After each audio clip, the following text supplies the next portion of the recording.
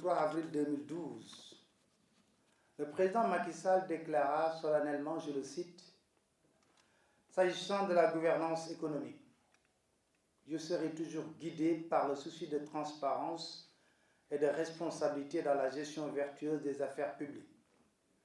Je mets à ma charge l'obligation de dresser les comptes de la nation et d'éclairer l'opinion sur l'état des lieux. Je compte restituer aux organes de vérification et de contrôle de l'État la plénitude de leurs attributions. » Toujours Macky Sall qui parle, très inspiré, il poursuivit. « L'assainissement de l'environnement des affaires et la lutte contre la corruption et la concussion me tiennent particulièrement à cœur. » D'un ton ferme, le président Macky Sall prévenait sans équivoque ses collaborateurs et les membres de sa coalition en ces termes. À tous ceux qui assument une part de responsabilité dans la gestion des deniers publics, je tiens à préciser que je ne protégerai personne, je dis bien personne. Il engageait ensuite fermement le gouvernement à ne point déroger à cette règle. Ce discours avait suscité à l'époque, je crois bien, des espoirs. Ne s'arrêtant pas en si bon chemin dans sa croisade contre la malgouvernance, le président, dans une interview accordée au magazine hebdomadaire Jeune Afrique, persiste et signe.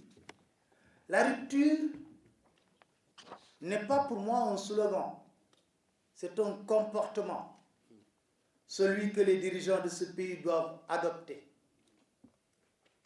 Humilité, sobriété et rigueur doivent régir notre action politique. Je vous assure qu'il s'agit bien là d'une rupture profonde avec les pratiques en vigueur sous mon prédécesseur. Je cite le président Macky Sall. Avant d'asséner avec moi, tout va changer.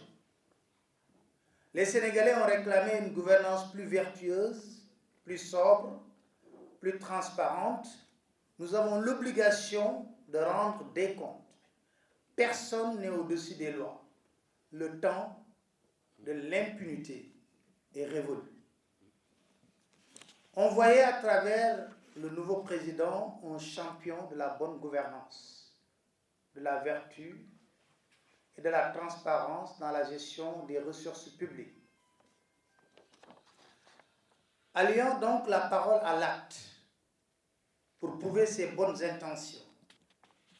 Lundi 21 mai 2012, le président Macky Sall annonça la mise sur pied d'un office national anticorruption, OFNAC, qui a pour mission de prévenir et de lutter contre la corruption et les infractions assimilées dans le but de renforcer le dispositif stratégique de la gouvernance publique. Au cours d'une rencontre avec les inspecteurs généraux d'État et les membres du gouvernement, c'est l'euphorie de la victoire, le chef de l'État déclare de manière solennelle, je le cite, « L'OFNAC qui va être bientôt créée sera une autorité indépendante dont la mission consistera à la prévention et la lutte contre la corruption et les infractions connexes. L'OFNAC sera chargé de promouvoir l'intégrité et la probité dans la gouvernance publique. Cette structure sera dotée d'importants pouvoirs, notamment celui d'autosaisine pour toute enquête ou investigation qu'il jugera utile. » Avec la même verve, le président Macky Sall ajoute « D'ailleurs, l'OFNAC va aussi publier ses rapports. » Pourtant, chers amis, le Sénégal compte un nombre conséquent d'organes de contrôle, comme l'Inspection générale d'État, la Cour des comptes, la Cour de répression de l'enrichissement illicite, la Cellule nationale de traitement des informations financières, l'Autorité de régulation des marchés publics, la Direction centrale des marchés publics, et le dernier né l'Office national de lutte contre la fraude et la corruption. Tous ces organes sont dotés de pouvoirs qui devraient leur permettre, faute d'éradiquer la malgouvernance, ce qui est une gageure, au moins de la faire reculer notablement. Malheureusement, et je suis désolé de le dire, tel est loin d'être le cas. En atteste le dernier rapport sur l'indice de corruption qui place toujours le Sénégal dans la zone rouge. D'ailleurs, les Sénégalais s'interrogent même sur l'utilité de cette pléthore d'institutions de contrôle et se demandent à quoi elles servent finalement. La création de l'OFNAC avait suscité beaucoup d'espoir, mais il subsistait toujours une interrogation légitime. L'OFNAC allait-il pouvoir contourner pour être efficace et efficient dans l'exercice de sa mission les contraintes et obstacles érigés en permanence par le pouvoir politique sur le chemin des organes de contrôle? La suite a prouvé que le président n'était mu que par l'euphorie du début, puisque 2 ans après sa prise de fonction à la tête de l'État, les rapports des corps de contrôle, à défaut d'être publiés, souffrent sous le poids de son coude pointu. Et c'est lui qui le dit. Ainsi, de 2014 à 2019, les rapports des corps de contrôle se faisaient désirer. Il a fallu que les magistrats de la Cour des comptes tapent sur la table, menacent de publier les rapports concernés pour que le président levât son coude sur les rapports de 2015, 2016 et 2017. Comble d'absurdité, c'est le président et son entourage qui sont les premiers à dénigrer les rapports des corps de contrôle quand ces derniers épinglent la gestion des hauts responsables de leur parti, l'Alliance pour la République. Malheureusement, l'Office n'a pas échappé au même sort qui était réservé aux autres organes de contrôle. Quand la première patronne de l'OFNAC, Nafi Ngom Keïta, avait publié ses rapports 2014 et 2015, les membres de son parti l'avaient crucifié pour avoir eu l'outrecuidance de mettre à nu la gestion scandaleuse de certains de leurs camarades à la tête d'entreprises publiques ou parapubliques. Oumar Youm, à l'époque, directeur de cabinet du président de la République, avait fustigé la démarche de l'OFNAC, qui, selon lui, n'a pas respecté son obligation de réserve. Une déclaration en porte-à-faux avec l'article 17 du texte de l'OFNAC qui stipule que son rapport est rendu public par tout moyen approprié. D'ailleurs, le président Macky Sall n'a pas hésité à prendre la défense de l'ancien DG du COUD lors de sa dernière conférence de presse organisée au Palais après son adresse à la nation du 31 décembre 2019. Le dossier établi contre le DG du Centre des œuvres universitaires de Dakar dort dans les tiroirs de Dame Justice. Mieux, plus d'une vingtaine de dossiers sont sur la table du procureur. Rien n'a été fait jusqu'à présent. Le rapport sur le COUD nous a particulièrement intéressés. Juste rappeler que l'OFNAC n'a pas été le premier organe de contrôle à avoir épinglé et décrié la gestion du COUD. Nous devons à la vérité de dire que le COUD peut être assimilé à la vache à lait de ses directeurs au service de tous les régimes qui se sont succédés à la tête de ce pays. il suffit de lire les rapports des cours de contrôle sur la gestion du coude.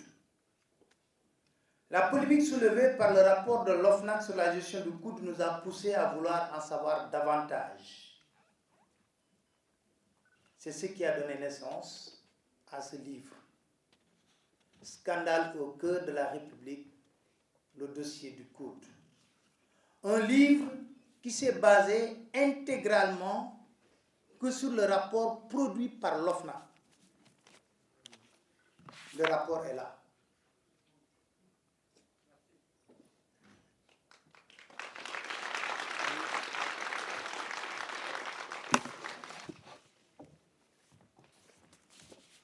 Nous voulons ainsi permettre à chaque Sénégalais, après lecture, de se fonder sa propre conviction. Telle est notre modeste ambition. Parce que nous avons entendu un procureur qui nous dit son fromage gruyère. On a entendu un président de la République nous dire il n'y a pas le principe de la contradiction dans le rapport. Mais j'aimerais bien, après lecture du livre, que chaque Sénégalais humblement puisse dire est-ce que ce rapport vaut la peine qu'on l'amène au niveau de la justice. Je précise là également qu'un rapport ne met pas un homme en prison. Un rapport, on l'amène à la justice. On ouvre un procès. Et si ce dernier est incriminé à des avocats, il peut prouver et être blanchi. Pour revenir sur nos corps de contrôle, la Cour des comptes qui est restée 6 ans, sans produire de rapport non plus. Or, la loi est très claire sur la Cour des comptes. Chaque année, la Cour des comptes est tenue de produire un rapport pour nous montrer l'état de la bonne gouvernance ou l'état de la gouvernance au Sénégal. 2014 jusqu'à 2020, c'est le 1er février, le jour où je faisais la première cérémonie de dédicace, que la Cour des comptes a tenu une conférence de presse pour donner comme excuse un dysfonctionnement interne qui explique 6 ans de non-production de rapport. Et par rapport même à la Cour des comptes qui est restée 6 ans sans produire de rapport, la Cour des comptes n'est pas épargnée par les tirs des groupes félons du pouvoir en place. Le seul ministre à avoir osé rabrouiller et humilier des magistrats de ce corps de contrôle, je dis très bien des magistrats, c'est le ministre Moustapha Diop. Certainement vous vous souvenez de cette histoire.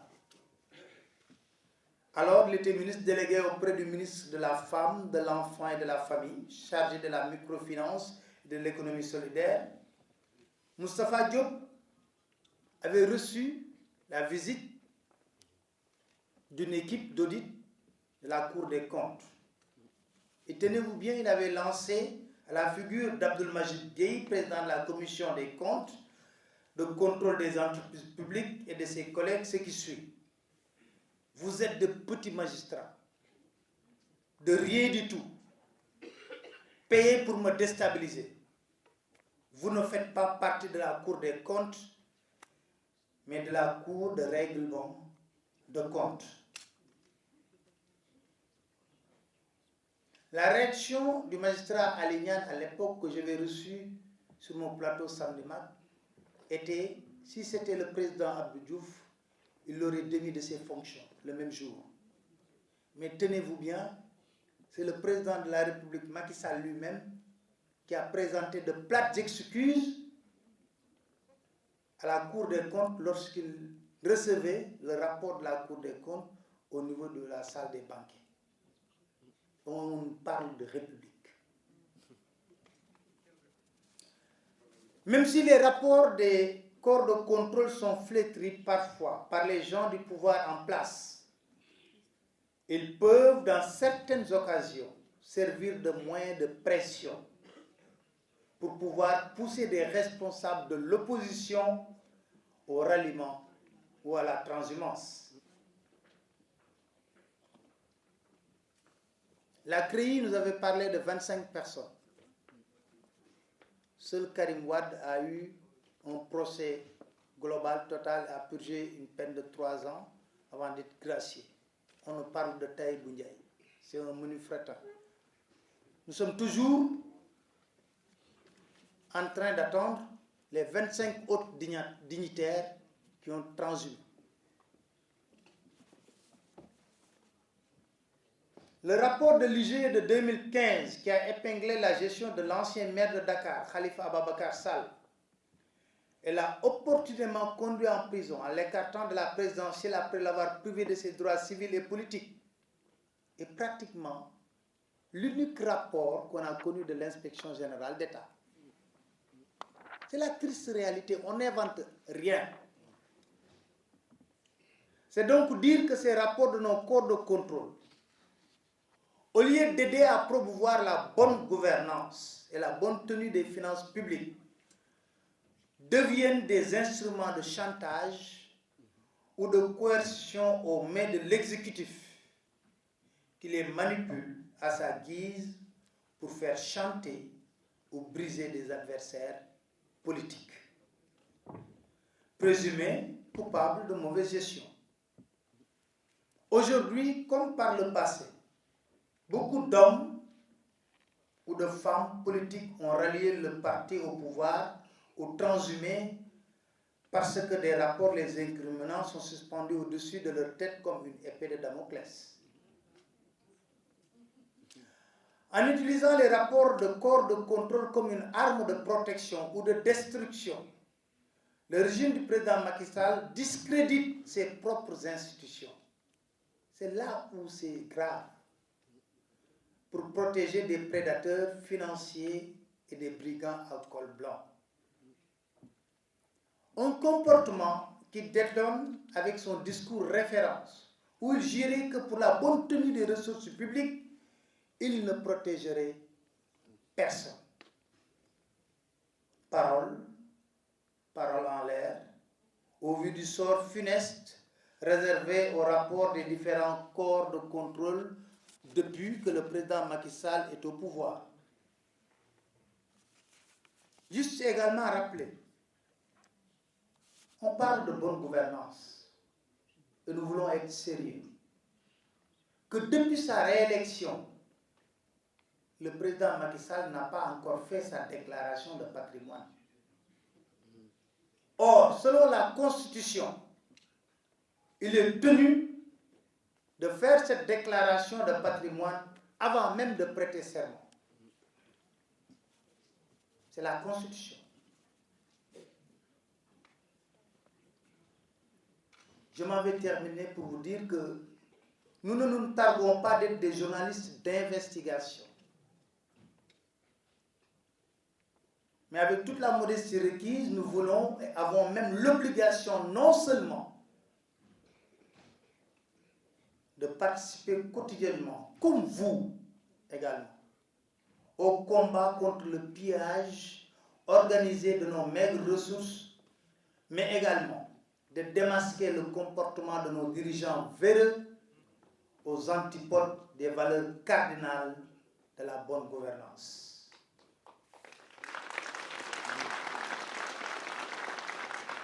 Je voudrais terminer mes propos en remerciant toute l'équipe, Biram et ses amis, ici à Paris, qui n'ont ménagé aucun effort pour la réussite de la cérémonie. Mais je tiens du fond du cœur à remercier la diaspora sénégalaise. Je l'ai dit ce matin, lors de la conférence de presse. Vous participez de manière exceptionnelle à l'éveil de la conscience citoyenne au Sénégal. Or, pour une véritable démocratie, il faut une bonne conscience citoyenne. Aujourd'hui, les Sénégalais sont intéressés sur comment notre pays est géré. À l'époque, on nous parlait de fichier électoral, de processus électoral. Maintenant, les Sénégalais s'intéressent sur comment tel contrat a été signé. Pourquoi on a donné tel contrat à telle société? Pourquoi tel rapport n'a pas été instruit par la justice? Le problème que nous avons fondamentalement au Sénégal, je le dis sans cesse dans toutes mes chroniques, c'est la justice. Je n'ai pas un problème particulier contre la justice sénégalaise. Mais quand même, avoir 55 rapports de scientifiques, 25 rapports de l'OFNAC, des rapports de la Cour des comptes. Et on a entendu le président de la République dire, après avoir reçu le rapport de la Cour des comptes, on va mettre sur pied une commission.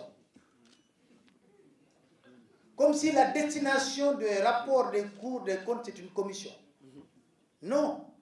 La destination des rapports de la Cour des comptes, c'est au niveau de la justice, pour que la justice puisse faire son travail.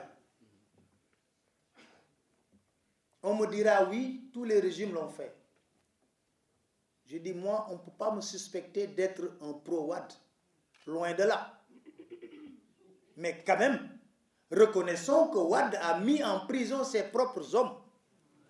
Modibo Diop, directeur de l'ASER, a été mis en prison par le président Abdoulaye Wade sur la base d'un rapport. Bayla Wan, de la LONASE, je me cite un seul membre de 2012 jusqu'à 2020 de l'actuel régime à qui quand même, on a fait même des remontrances.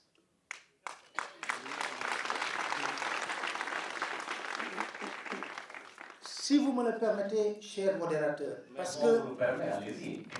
qu'il est temps de parler sur beaucoup de choses, parce qu'on a évoqué hier l'histoire de la conférence des avocats de Cheikh Oumar Anne. Je m'étais dit que je ne vais même pas me prononcer parce que moi également j'ai des avocats. Avant de venir, j'ai tenu une réunion avec mes avocats, on a notre stratégie. Même ici en France, pas plus que hier, j'ai rencontré des avocats avec qui j'ai échangé sur beaucoup de questions par rapport à ça. Et des structures qui travaillent pour la bonne gouvernance. Mais il y a beaucoup de contre-vérités. Si vous remarquez très bien sur le rapport du coude sur l'OFNAC, on ne parle pas du rapport, on attaque des personnes. Nafi Ngom Keïta, Pape Dekebe, Pape Alé Niang, Mody Niang. Mais on ne parle pas du rapport. Et je vous invite à lire le livre et de vous fonder votre propre conviction.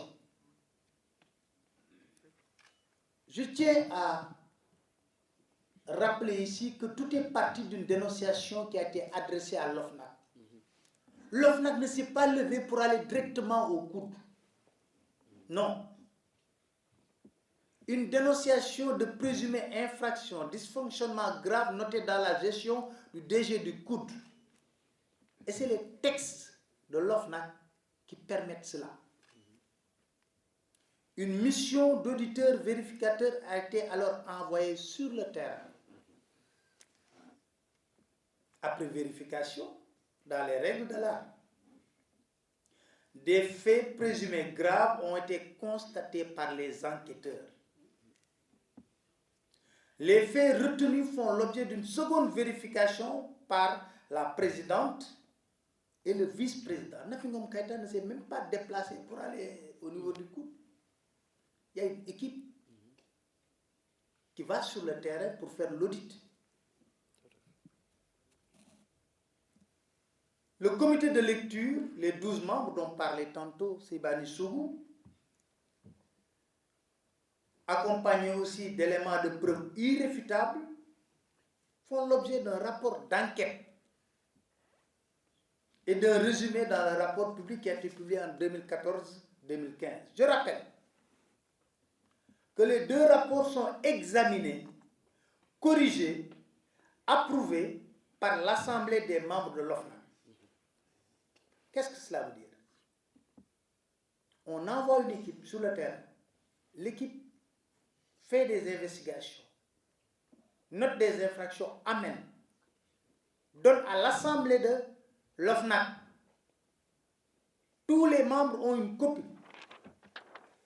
pendant au moins 48 heures.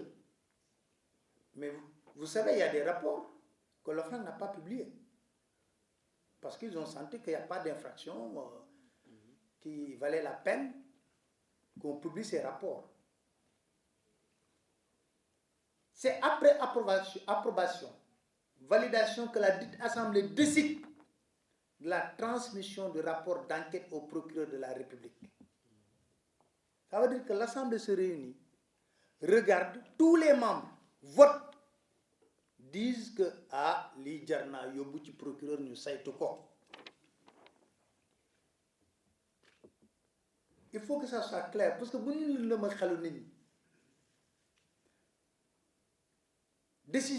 Cette décision fait l'objet à son tour d'une délibération qui est l'acte juridique qui la matérialise. Le président, la présidente, Nafi Ngom Keïta prend maintenant l'acte juridique pour dire qu'on va soumettre ça au procureur de la République. Mais toute cette procédure dépasse Nafi Ngom Keïta. Toute cette procédure dépasse Pape Ibra Kébé qui a fait l'enquête. Toute cette procédure dépasse les membres de l'OFNAC. C'est les 12 membres qui se réunissent, qui acceptent, qui lisent le rapport, qui notent que ça mérite d'être transmis au procureur. Et ils l'ont fait. On a entendu le DG du COUD, paraît-il, il dit que je n'ai pas le courage de citer son nom. Le DG du COUD, c'est clair. Ce n'était pas Pape Alé Niang, c'est Cheikh Oumar Anne. Donc quand je parle du DG du COUD, je parle de lui. Affirmer que le directeur et le personnel du COUD avaient découvert en même temps que l'opinion publique le rapport qui incriminait le COUD sur beaucoup de choses. Il a ajouté, c'était la première fois dans l'histoire du Sénégal qu'un auditeur publiait un rapport qui n'était pas contradictoire. C'est là où je dis souvent, est-ce que ceux qui nous dirigent lisent les textes de l'OFNAC ou pas? La loi qui crée l'OFNAC ne prévoit pas de rapport contradictoire. Les délinquants présumés sont entendus sur procès verbal, comme le prévoit la loi. Dama waxoon nag su ma ñëwee Paris naa def ay révélation parce que wax jaa ngi bëgg a bëri ñu noppi.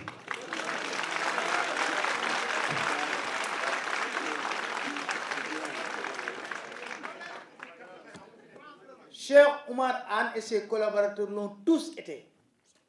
Ñoom ñëpp déglu nañ leen sur PV, procès verbal. Tous, pour leur permettre de donner leur version des faits.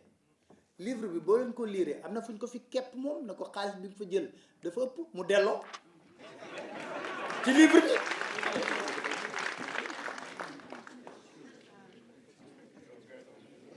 mu delloo.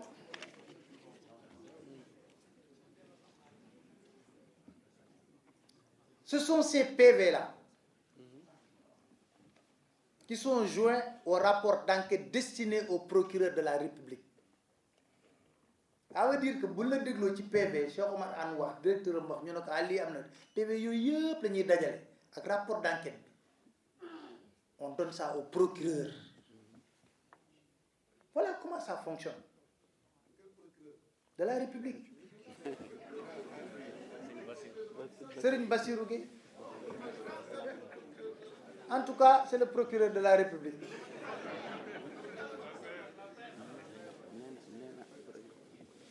Si jamais il devait se présenter devant ce magistrat, ce qui est peu probable d'ailleurs, parce que n'est pas mon fromage gruyère, il aurait l'opportunité de s'expliquer largement. Et puis le DG du COUD, Cheikh Oumar Anne, a également dit que certaines presses s'acharnent toujours sur ce dossier, refusant de faire mention de leurs éléments. Ils ne peuvent pas le faire. Parce que les PV sont constitués dans le dossier, c'est le procureur. Il a également dit toutes les composantes de la communauté universitaire avaient en son temps montré l'impertinence de ce rapport. Qu'il me cite une seule composante de la communauté universitaire. Je fréquente jusqu'à présent l'université.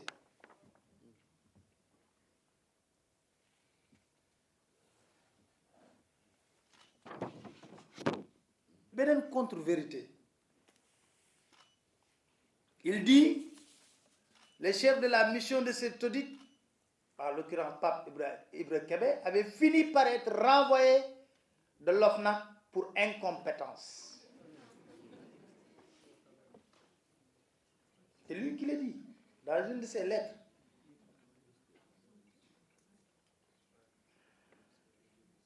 Mais il lui en veut sûrement parce que M. Kébé est en vérité un éminent professeur de finance, contrôleur de gestion et audit, qui est revenu ici reprendre ses études en avril 2016 au groupe École supérieure de commerce Clermont-Ferrand. Il y est responsable de plusieurs enseignements. Et pour parler de Pape Ibrahima Kébé, je vais rapidement conclure sur ça. C'est un cabinet de recrutement de ressources humaines qu'il avait recommandé à l'ancienne présidente de l'OFNAC. Nafi Ngom Keïta xamul Pape Ibrahima Kébé ci nii wala ci naa. Il fallait avoir une composante élargie. ñoom xam-xam ñu mën a def liggéey bi ñu jox un cabinet nga ñëw déposer sa candidature. C'est dans ces conditions que Pape Ibrahima Kébé a été recruté au niveau de l'OFNAC. Il percevait un salaire de 6 millions ici. Quand on lui a dit qu'il fallait travailler au Sénégal, il a dit, est-ce que je peux laisser mon salaire et percevoir la même chose au Sénégal? On lui a dit, mënuñu la fay 6 millions là. Nafi na ko man 2 millions laa la mën a fay loolu la ñuy fay ñi nekk foofu nag ba léegi 2 millions 300 la ñuy fay par mois. mu perte salaire am 60% daanaka. dinaa wax tey lu tax Pape Ibra Kébé ñibbisi. Quand il a sorti le rapport, chaque jour que Dieu fait, DG Koudou woo ko saaga ko menacé ko de mort et beaucoup de choses. Mu ne comme toll na nii man dama je suis venu pour servir mon pays, je préfère retourner.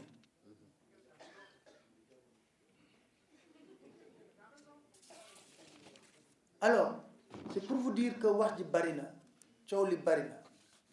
J'avais promis que lu jot danga koy tontu fa nga ko war a tontoo. J'ai dit que je ne vais pas répondre aux avocats. Ils sont dans leur rôle. Un avocat est dans son rôle. Il plaide ba dugg bu avocat. Et dans son rôle. Et je dis, ce n'est pas le premier procès.